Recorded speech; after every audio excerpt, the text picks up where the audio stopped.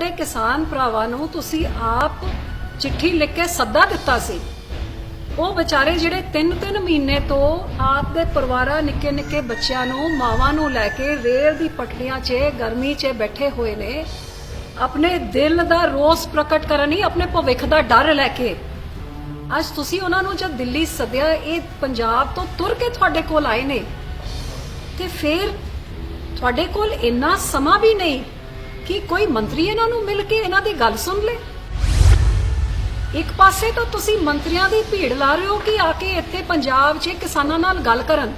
ਲੇਕਿਨ ਜਦ ਆਹੀ ਕਿਸਾਨ ਤੁਸੀਂ ਬੁਲਾ ਕੇ ਦਿੱਲੀ ਬੁਲਾ ਦੋ, ਤੁਹਾਡਾ ਮੰਤਰੀ ਵੀ ਨਹੀਂ ਮਿਲ ਸਕਦਾ। ਕੱਲ ਇੱਕ ਅਫਸਰ ਇੱਕ ਕਲਰਕ ਦੇ ਉਹਨਾਂ ਨੂੰ ਮੱਥੇ ਲਾਤਾ ਉੱਥੇ ਬੁਲਾ ਕੇ। ਇਸ ਤੋਂ ਵੱਡੀ ਇਨਸਲਟ, ਤੋਹੀਨ ਉਸ ਮਿਹਨਤੀ ਕਿਸਾਨ ਦੀ ਕੀ ਹੋ ਸਕਦੀ। ਮੈਂ ਸਮਝਦੀ ਸੀ ਕਿ 25 ਮੰਤਰੀਆਂ ਦੇ ਵਿੱਚ ਮੇਰੀ ਆਵਾਜ਼ ਨਹੀਂ ਸੁਣੀ ਗਈ, ਲੇਕਿਨ ਜਿੱਥੇ 3 ਮਹੀਨੇ ਦੀ ਲੱਖਾਂ ਕਿਸਾਨਾਂ ਦੀ ਅੱਜ ਸਾਰੀ ਯੂਨੀਅਨਾਂ ਨੂੰ ਬੁਲਾ ਕੇ ਉਹਨਾਂ ਦੀ ਨਹੀਂ ਸੁਣੀ ਗਈ, ਤਾਂ ਮੇਰੀ ਤਾਂ ਕੀ ਸੁਣਨੀ ਸੀ। ਕੇਂਦਰ ਸਰਕਾਰ ਆਪਦੇ ਹੰਕਾਰ ਦੇ ਵਿੱਚ ਜਿਹੜੇ ਕਿਸਾਨ ਭਰਾਵਾਂ ਨੇ ਮੰਗ ਕੀਤੀ ਸੀ ਕਿ ਸਾਡੀ ਮੀਟਿੰਗ ਹੈ ਜਿਹੜੀ ਉਹ ਸਿੱਧੀ ਜਾਂ ਪ੍ਰਧਾਨ ਮੰਤਰੀ ਨਰਿੰਦਰ ਮੋਦੀ ਦੇ ਨਾਲ ਹੋਣੀ ਚਾਹੀਦੀ ਹੈ ਤੇ ਜਾਂ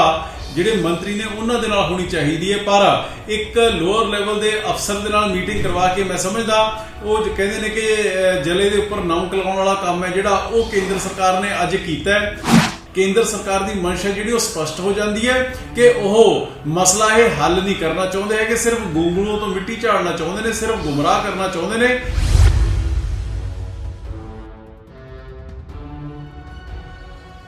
ਲੰਘੇ ਦਿਨੀ ਕਿਸਾਨਾਂ ਦੀ ਦਿੱਲੀ ਵਿਖੇ ਕੇਂਦਰ ਦੇ ਨਾਲ ਮੀਟਿੰਗ ਰੱਖੀ ਗਈ ਸੀ, ਜਿੱਥੇ ਉਹਨਾਂ ਨਾਲ ਸਰਕਾਰ ਨੇ ਭੈੜਾ ਮਜ਼ਾਕ ਕੀਤਾ। ਕਿਸਾਨਾਂ ਨੂੰ ਉੱਥੋਂ ਬੁਲਾ ਕੇ ਮੰਤਰੀ ਆਪ ਉੱਥੋਂ ਰਫੂ ਚੱਕਰ ਹੋ ਗਏ। ਇਸੇ ਗੱਲ ਨੂੰ ਲੈ ਕੇ ਹੁਣ ਪੰਜਾਬ ਦੀ ਸਿਆਸਤ ਗਰਮਾਈ ਹੋਈ ਹੈ। ਵੱਖ-ਵੱਖ ਪਾਰਟੀਆਂ ਵੱਲੋਂ ਇਸ ਗੱਲ ਦੀ ਸਖਤ ਨਿੰਦਾ ਕੀਤੀ ਗਈ ਹੈ। ਸਾਬਕਾ ਕੇਂਦਰੀ ਮੰਤਰੀ ਬੀਬੀ ਹਰਸਿਮਰਤ ਕੌਰ ਬਾਦਲ ਨੇ ਵੀ ਇਸ ਮੁੱਦੇ ਤੇ ਆਪਣੀ ਪ੍ਰਤੀਕਿਰਿਆ ਦਿੱਤੀ ਹੈ ਤੇ ਭਾਜਪਾ ਸਰਕਾਰ ਨੂੰ ਕਰੜੇ ਹੱਥੀ ਲਿਆ। ਕੱਲ ਜਦ ਸਾਡੇ ਕਿਸਾਨ ਯੂਨੀਅਨਾਂ ਨੇ ਫੈਸਲਾ ਕੀਤਾ ਕਿ ਦਿੱਲੀ ਸਰਕਾਰ ਦੇ ਸੱਦੇ 'ਚ ਉਹ ਅੱਜ ਜਾ ਕੇ ਦਿੱਲੀ ਵਿੱਚ ਕਾਲੇ ਕਾਨੂੰਨਾਂ ਦੇ ਖਿਲਾਫ ਆਪਣੀ ਗੱਲ ਰੱਖਣਗੇ, ਤੇ ਮਨ ਵਿੱਚ ਇੱਕ ਉਮੀਦ ਜਾਗੀ ਕਿ ਭਾਵੇਂ 1 ਜੂਨ 2020 ਤੋਂ ਜਿਹੜੀ ਮੇਰੀ ਕੋਸ਼ਿਸ਼ਾਂ ਸੀਗੀਆਂ ਕਿ ਦਿੱਲੀ ਸਰਕਾਰ ਨੂੰ ਮੈਂ ਆਹੀ ਗੱਲ ਉਹਨਾਂ ਦੇ ਮਨ 'ਚ ਬਸਾਵਾਂ ਕਿ ਤੁਸੀਂ ਕੋਈ ਵੀ ਕਾਨੂੰਨ ਲਾਉਣ ਤੋਂ ਪਹਿਲੇ ਆਪਣੇ ਕਿਸਾਨਾਂ ਦੇ ਨਾਲ ਸਲਾਹ ਮਸ਼ਵਰਾ ਕਰਕੇ ਉਹਨਾਂ ਦੇ ਮਨ ਦੇ ਸ਼ੰਕੇ ਦੂਰ ਕੀਤੇ ਜਾਏ ਤਾਂ ਹੀ ਇਹੋ ਜਿਹੇ ਕਾਨੂੰਨ ਲਾਉਣ। ਭਾਵੇਂ ਮੈਂ ਵਿਫਲ ਹੋ ਗਈ ਤੇ ਮੈਂ ਉਸ ਸਰਕਾਰ ਨੂੰ ਸਮਝਾ ਨਹੀਂ ਪਾਈ, ਲੇਕਿਨ ਕੱਲ ਮੇਰੀ ਉਮੀਦ ਜਗੀ ਸੀ ਕਿ ਹੁਣ ਇਹ ਕਿਸਾਨ ਭਰਾ ਜਦ ਜਾਣਗੇ ਤੇ ਜ਼ਰੂਰ ਸਰਕਾਰ ਉਹਨਾਂ ਦੀ ਸੁਣਵਾਈ ਕਰੂਗੀ। ਲੇਕਿਨ ਅੱਜ ਦੀ ਗੱਲ ਸੁਣ ਕੇ ਮਨ ਨੂੰ ਬਹੁਤ ਵੱਡੀ ਠੇਸ ਹੀ ਨਹੀਂ ਲੱਗੀ, ਲੇਕਿਨ ਬੜਾ ਧੱਕਾ ਵੀ ਲੱਗਿਆ ਕਿ ਜਿਹੜੇ ਸਾਡੇ ਕਿਸਾਨ ਭਰਾਵਾਂ ਨੂੰ ਤੁਸੀਂ ਆਪ ਚਿੱਠੀ ਲਿਖ ਕੇ ਸੱਦਾ ਦਿੱਤਾ ਸੀ, ਉਹ ਵਿਚਾਰੇ ਜਿਹੜੇ 3-3 ਮਹੀਨੇ ਤੋਂ ਆਪ ਦੇ ਪਰਿਵਾਰਾਂ ਨਿੱਕੇ ਨਿੱਕੇ ਬੱਚਿਆਂ ਨੂੰ ਮਾਵਾਂ ਨੂੰ ਲੈ ਕੇ ਰੇਲ ਦੀ ਪਟੜੀਆਂ 'ਚ ਗਰਮੀ 'ਚ ਬੈਠੇ ਹੋਏ ਨੇ, ਆਪਣੇ ਦਿਲ ਦਾ ਰੋਸ ਪ੍ਰਗਟ ਕਰਨ ਹੀ ਆਪਣੇ ਭਵਿੱਖ ਦਾ ਡਰ ਲੈ ਕੇ ਅੱਜ ਤੁਸੀਂ ਉਹਨਾਂ ਨੂੰ ਜਦ ਦਿੱਲੀ ਸੱਦਿਆ, ਇਹ ਪੰਜਾਬ ਤੋਂ ਤੁਰ ਕੇ ਤੁਹਾਡੇ ਕੋਲ ਆਏ ਨੇ, ਤੇ ਫਿਰ ਤੁਹਾਡੇ ਕੋਲ ਇੰਨਾ ਸਮਾਂ ਵੀ ਨਹੀਂ ਕਿ ਕੋਈ ਮੰਤਰੀ ਇਹਨਾਂ ਨੂੰ ਮਿਲ ਕੇ ਇਹਨਾਂ ਦੀ ਗੱਲ ਸੁਣ ਲੇ। ਇੱਕ ਪਾਸੇ ਤਾਂ ਤੁਸੀਂ ਮੰਤਰੀਆਂ ਦੀ ਭੀੜ ਲਾ ਰਹੇ ਹੋ ਕਿ ਆ ਕੇ ਇੱਥੇ ਪੰਜਾਬ 'ਚ ਕਿਸਾਨਾਂ ਨਾਲ ਗੱਲ ਕਰਨ, ਲੇਕਿਨ ਜਦ ਆਹੀ ਕਿਸਾਨ ਤੁਸੀਂ ਬੁਲਾ ਕੇ ਦਿੱਲੀ ਬੁਲਾ ਦੋ, ਤੁਹਾਡਾ ਮੰਤਰੀ ਵੀ ਨਹੀਂ ਮਿਲ ਸਕਦਾ। ਅਸੀਂ ਤਾਂ ਆਸ ਕਰਦੇ ਸੀ ਕਿ ਪ੍ਰਧਾਨ ਮੰਤਰੀ ਜੀ ਵਿੱਚ ਪੈਣਗੇ, ਕਿਉਂਕਿ ਇੰਨਾ ਪਾਣੀ ਹੁਣ ਸਿਰ ਤੇ ਉੱਪਰੋਂ ਲੰਘ ਗਿਆ ਹੈ, ਇੰਨੇ ਹਾਲਾਤ ਵਿਗੜਨ ਵਾਲੇ ਹੋ ਗਏ ਨੇ ਦੇਸ਼ ਭਰ 'ਚ ਕਿ ਪ੍ਰਧਾਨ ਮੰਤਰੀ ਜੀ ਸੁਣਨਗੇ, ਲੇਕਿਨ ਉਹ ਤਾਂ ਛੱਡੋ, ਕ੍ਰਿਸ਼ੀ ਮੰਤਰੀ ਦੀ ਵੀ ਨਹੀਂ ਸੁਣੇ। ਕੱਲ ਇੱਕ ਅਫਸਰ ਇੱਕ ਕਲਰਕ ਦੇ ਉਹਨਾਂ ਨੂੰ ਮੱਥੇ ਲਾਤਾ ਉੱਥੇ ਬੁਲਾ ਕੇ। ਇਸ ਤੋਂ ਵੱਡੀ ਇਨਸਲਟ, ਤੋਹੀਨ ਉਸ ਮਿਹਨਤੀ ਕਿਸਾਨ ਦੀ ਕੀ ਹੋ ਸਕਦੀ ਹੈ, ਜਿਹੜੇ ਕਿਸਾਨ ਨੇ ਜਦ ਸਾਡੇ ਦੇਸ਼ ਵਿੱਚ ਲੋਕਾਂ ਨੂੰ ਖਾਣ ਵਾਸਤੇ ਨਹੀਂ ਹੁੰਦਾ ਸੀ, ਆਹੀ ਮਿਹਨਤੀ ਕਿਸਾਨਾਂ ਨੇ ਖੂਨ ਪਸੀਨਾ ਇੱਕ ਕਰਕੇ ਸਾਡੇ ਦੇਸ਼ ਦੇ ਅੰਨ ਭੰਡਾਰ ਨੂੰ ਭਰ ਕੇ ਅੱਜ ਤੱਕ ਦੇਸ਼ ਦਾ ਢਿੱਡ ਭਰਨ ਦਾ ਸਭ ਤੋਂ ਵੱਡਾ ਯੋਗਦਾਨ ਆਹੀ ਕਿਸਾਨ ਪਾਉਂਦੇ ਨੇ, ਤੇ ਉਹਨਾਂ ਵਾਸਤੇ ਸਰਕਾਰਾਂ ਨੂੰ ਸਮਾਂ ਨਹੀਂ। ਕਿਤੇ ਨਾ ਕਿਤੇ ਕੇਂਦਰ ਦੀ ਸਰਕਾਰ ਦੀ ਨੀਤੀ ਤੇ ਨੀਅਤ ਅੱਜ ਸ਼ੀਸ਼ੇ ਦੀ ਤਰ੍ਹਾਂ ਸਾਫ਼ ਹੋ ਗਈ ਹੈ, ਤੇ ਮੈਂ ਆਹੀ ਬੇਨਤੀ ਕਰਾਂਗੀ ਕਿ ਹੁਣ ਸੰਘਰਸ਼ ਹੋਰ ਤੇਜ਼ ਕਰਨਾ ਪਊਗਾ। ਹੁਣ ਸਮਾਂ ਆ ਗਿਆ ਹੈਗਾ, ਕਿਉਂਕਿ ਇਹ ਕਹਿ ਕੁਛ ਰਹੇ ਨੇ। ਮੈਂ ਸਮਝਦੀ ਸੀ ਕਿ 25 ਮੰਤਰੀਆਂ ਦੇ ਵਿੱਚ ਮੇਰੀ ਆਵਾਜ਼ ਨਹੀਂ ਸੁਣੀ ਗਈ, ਲੇਕਿਨ ਜਿੱਥੇ 3 ਮਹੀਨੇ ਦੀ ਲੱਖਾਂ ਕਿਸਾਨਾਂ ਦੀ ਅੱਜ ਸਾਰੀ ਯੂਨੀਅਨਾਂ ਨੂੰ ਬੁਲਾ ਕੇ ਉਹਨਾਂ ਦੀ ਨਹੀਂ ਸੁਣੀ ਗਈ ਤਾਂ ਮੇਰੀ ਤਾਂ ਕੀ ਸੁਣਨੀ ਸੀ। ਹੁਣ ਸਾਨੂੰ ਸੰਘਰਸ਼ ਤੇਜ਼ ਕਰਨਾ ਪਊਗਾ। ਦੇਸ਼ ਭਰ 'ਚ ਸਾਰੇ ਕਿਸਾਨ ਪੱਖੀ ਪਾਰਟੀਆਂ ਨੂੰ ਇਕੱਠਾ ਕਰਕੇ ਅੱਜ ਕਿਸਾਨ ਵਿਰੋਧੀ ਪਾਰਟੀਆਂ ਨੂੰ ਬੇਨਕਾਬ ਕਰਨਾ ਪਊਗਾ। ਮੈਂ ਅੱਜ ਕੇਂਦਰ ਦੀ ਸਰਕਾਰ ਨੂੰ ਵੀ ਕਹਿੰਦੀ ਹਾਂ ਕਿ ਜਿਹੜੇ ਤੁਹਾਡੇ ਮੰਤਰੀ ਕਹਿੰਦੇ ਨੇ ਇੱਥੇ ਆ ਕੇ ਕਿ ਕਿਸਾਨਾਂ ਨਾਲ ਗੱਲਬਾਤ ਕੀਤੀ ਗਈ ਸੀ, ਸਾਨੂੰ ਦੱਸੋ ਪੰਜਾਬ 'ਚ ਕਿਹੜੇ ਕਿਸਾਨਾਂ ਨਾਲ ਤੁਹਾਡੀ ਗੱਲਬਾਤ ਹੋਈ ਹੈ? ਜਿਹੜੀ ਤੁਸੀਂ ਕੇਂਦਰ ਸਰਕਾਰ ਕਹਿੰਦੀ ਹੈ ਕਿ ਸਰਕਾਰਾਂ ਨਾਲ ਉਹਨਾਂ ਦੇ ਨੁਮਾਇੰਦਿਆਂ ਨਾਲ ਗਏ, ਸਾਨੂੰ ਸਾਫ਼ ਪਤਾ ਲੱਗੇ ਕਿ ਪੰਜਾਬ ਦੇ ਕਿਹੜੇ ਨੁਮਾਇੰਦੇ ਦੇ ਨਾਲ ਕੀ ਗੱਲ ਹੋਈ ਸੀ। ਇਹ ਬਿਲਕੁਲ ਸਾਫ਼ ਕੀਤਾ ਜਾਏ ਕਿ ਕਿਨੇ ਕੀ ਕਿਹਾ ਤੇ ਅੱਜ ਕੌਣ ਕਿੱਥੇ ਖੜਿਆ ਹੈ, ਕਿਉਂਕਿ ਇਹ ਦੋਗਲੀ ਰਾਜਨੀਤੀ ਨਹੀਂ ਚੱਲੂਗੀ, ਭਾਵੇਂ ਕੇਂਦਰ ਦੀ ਹੋਏ ਜਾਂ ਸੂਬੇ ਦੀ ਸਰਕਾਰ ਦੀ ਹੋਏ। ਅੱਜ ਸਾਰਿਆਂ ਨੂੰ ਆਪਣਾ ਪੱਖ ਸਾਫ਼ ਕਰਨਾ ਪਊਗਾ, ਖੁੱਲ ਕੇ ਅੱਗੇ ਆਣਾ ਪਊਗਾ। ਜਿਨ੍ਹਾਂ ਨੇ ਪਹਿਲੇ ਇਹਦੀ ਸਹਿਮਤੀ ਕਰਕੇ ਅੱਜ ਨੂਰਾ ਕੁਸ਼ਤੀ ਕਰਦੇ ਨੇ ਕੇਂਦਰ ਦੇ ਨਾਲ, ਬੋਲਦੇ ਕੁਛ ਨੇ ਕਰਦੇ ਕੁਛ ਨੇ, ਲੇਕਿਨ ਹਕੀਕਤ ਕੀ ਹੈਗੀ ਉਹ ਸੂਬੇ ਦੀ ਸਰਕਾਰ ਬਾਰੇ ਵੀ ਲੋਕਾਂ ਨੂੰ ਚਾਨਣ ਹੋ ਗਿਆ। ਲੇਕਿਨ ਇਸ ਲੜਾਈ ਨੂੰ ਹੁਣ ਅੱਗੇ ਲਿਜਾਣ ਵਾਸਤੇ ਸ਼੍ਰੋਮਣੀ ਅਕਾਲੀ ਦਲ ਨੇ ਜਿੱਥੇ ਆਪਣਾ ਸਾਰਾ ਕੁਝ ਛੱਡਤਾ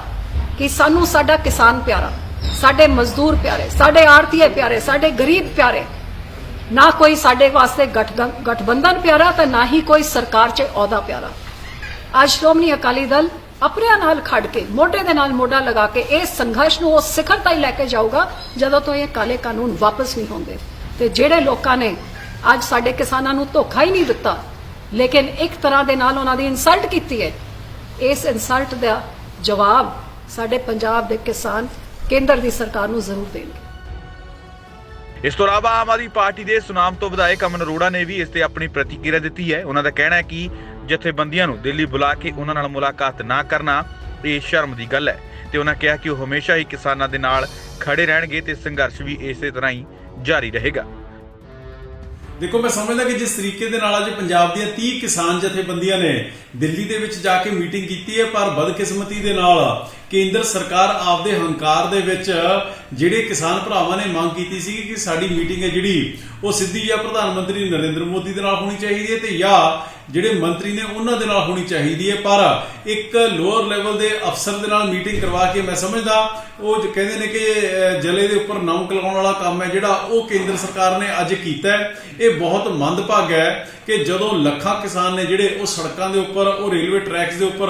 ਰੋਲ ਰਹੇ ਹੋਣ ਆਪਦੇ ਬੱਚਿਆਂ ਦਾ ਭਵਿੱਖ ਬਚਾਉਣ ਦੇ ਲਈ, ਆਪਦੀ ਰੋਜ਼ੀ ਰੋਟੀ ਬਚਾਉਣ ਦੇ ਲਈ, ਤੇ ਉਸ ਸਮੇਂ ਮਨ ਕੀ ਬਾਤ ਕਰਨ ਵਾਲੇ ਪ੍ਰਧਾਨ ਮੰਤਰੀ ਸਾਹਿਬ ਜਿਹੜੇ ਇੰਨੀਆਂ ਲੱਖਾਂ ਦੀ ਤਾਦਾਦ ਨੂੰ ਰਿਪਰੈਜ਼ੈਂਟ ਕਰਦੇ ਕਿਸਾਨ ਜਥੇਬੰਦੀਆਂ ਦੇ ਆਗੂਆਂ ਨੂੰ ਨਹੀਂ ਮਿਲ ਸਕਦੇ ਹੈਗੇ, ਤੇ ਮੈਂ ਸਮਝਦਾ ਕਿ ਇਸ ਤੋਂ ਵੱਧ ਮੰਦਭਾਗਾ ਔਰ ਅਨਫੋਰਚੂਨੇਟ ਕੋਈ ਨਹੀਂ ਹੋ ਸਕਦਾ ਹੈਗਾ। ਇੱਕ ਪਾਸੇ ਇਹਨਾਂ ਕਿਸਾਨ ਵੀਰਾਂ ਨੂੰ ਉੱਥੇ ਬੁਲਾਇਆ ਜਾਂਦਾ ਤੇ ਦੂਜੇ ਪਾਸੇ ਕੇਂਦਰ ਸਰਕਾਰ ਆਪਦੇ 8 ਵਜ਼ੀਰਾਂ ਨੂੰ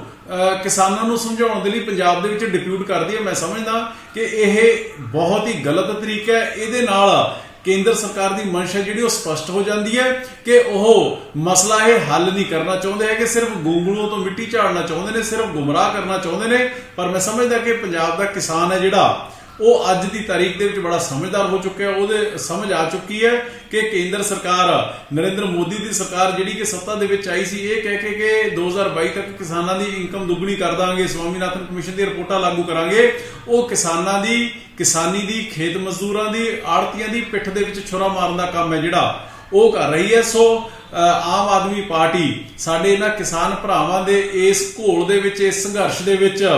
ਦਿਨ ਰਾਤ ਉਹਨਾਂ ਦੇ ਨਾਲ ਖੜੀ ਹੈ, ਉਹਨਾਂ ਦੇ ਵਿੱਚ ਖੜੀ ਹੈ, ਉਹਨਾਂ ਦਾ ਝੰਡਾ ਚੱਕ ਕੇ ਖੜੀ ਹੈ। ਔਰ ਜਦੋਂ ਤੱਕ ਇਹ 3 ਕਾਲੇ ਕਾਨੂੰਨ ਕੇਂਦਰ ਸਰਕਾਰ ਵੱਲੋਂ ਵਾਪਸ ਨਹੀਂ ਲਏ ਜਾਂਦੇ ਉਦੋਂ ਤੱਕ ਆਮ ਆਦਮੀ ਪਾਰਟੀ ਆਪਦੇ ਕਿਸਾਨ ਭਰਾਵਾਂ ਦੇ ਨਾਲ ਮੋਢੇ ਦੇ ਨਾਲ ਮੋਢਾ ਲਾ ਕੇ ਸਾਥ ਸਹਿਯੋਗ ਦੇਗੀ।